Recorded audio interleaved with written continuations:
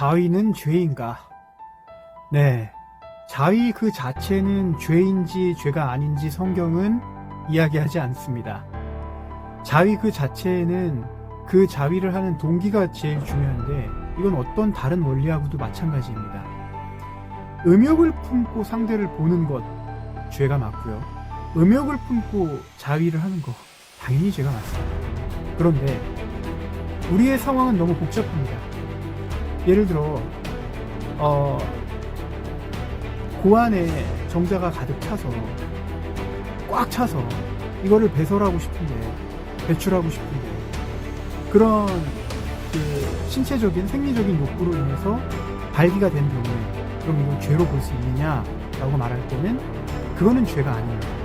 근데 거기서 끝나는 게 아니라 사람은 그 상황 그 자체에서 그런 생리적인 현상으로 인해서 죄의 유혹을 받기가 음욕을 품기가 너무나 쉬워지는 건 사실이죠.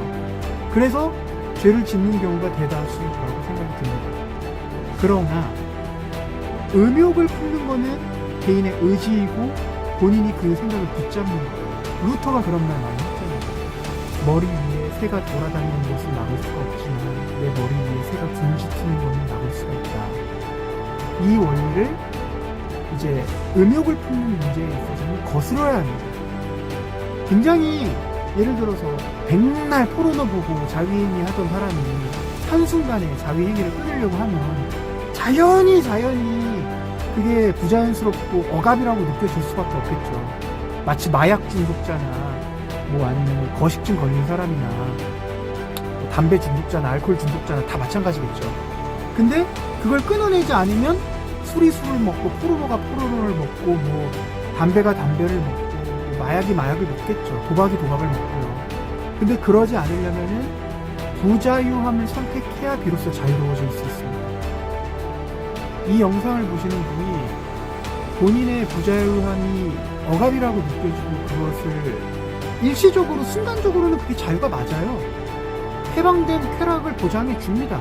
그러니까 우리가 자유를 선택하기 위해서 그런 이제 하지 말라는 행동과 일탈들을 하는 거거든요. 근데 우리 인간은 그렇게 무슨 기계 부속품 마냥 부분으로 이루어진 존재도 아니고 우리 영, 혼, 육을 이루고 있는 전인격적인 유기적인 존재이기 때문에 우리가 죄를 저질렀을 때 그 죄의 영향이 그 부분으로 끝나는 것이 아니라 전체적인 삶에 영향을 줘요. 그래서 우습게 생각하다가 인생 전체가 우울해지고 인생 전체를 긍정할 수 있는 것을 뭐 담배 하나, 술 한 모금, 뭐 포르노, 자위 다 마찬가지입니다.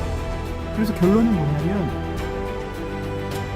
마음의 동기가 자유를 선택할 때 부자유함을 선택하는 것이 자유로운 길이고 자유로운 것을 선택하는 것이 부자유로운 길이다라는 그 역설을 이해할 때에만 비로소 우리가 자유로워질 수 있다. 그래서 충무공 이순신은 그런 말을 했죠. 네가 죽고자 하면 살 것이요 살고자 하면 죽을 것이다. 예수님도 똑같은 말씀을 하셨어요. 네 안에 내가 살아있고 너의 정욕과 너의 이기심과 너의 장악의 십자가에 못 박고 나를 따르라. 그 원리를 우리 삶에 적용한다면 우리는 더 이상 묶인 것들로부터 억압받지 않고 진정으로 어떤 페르소나나 어떤 위선이나 상대방이 나를 어떻게 볼까에 초점을 맞춰서 남 눈치 보면서 내 인생 살지 못하는 그 불편함과 괴로움을 벗어날 수 있습니다. 성경은 우리를 자유롭게 하고 예수님의 말씀은 우리를 억압으로부터 물림으로부터 자유롭게 하는 데 그 의의가 있고 그것이 아니라면 그거는 프로이트가 얘기한 초자와의 억압일 것입니다. 그리고 그는 신경증 환자일 것입니다. 하지만 진정한 의미에서 그분은 신경증이 아니라 사람을 본연의 모습으로 이걸 이제 인문학에서는 정신구성에서는 대상관계 이론이라고 얘기를 하는데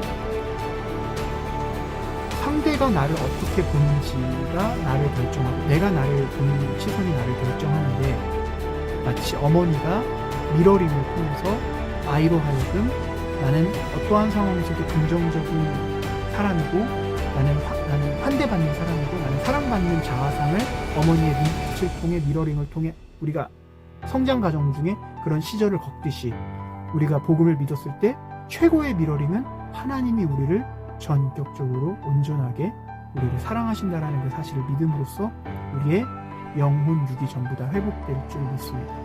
네, 이상입니다. 감사합니다.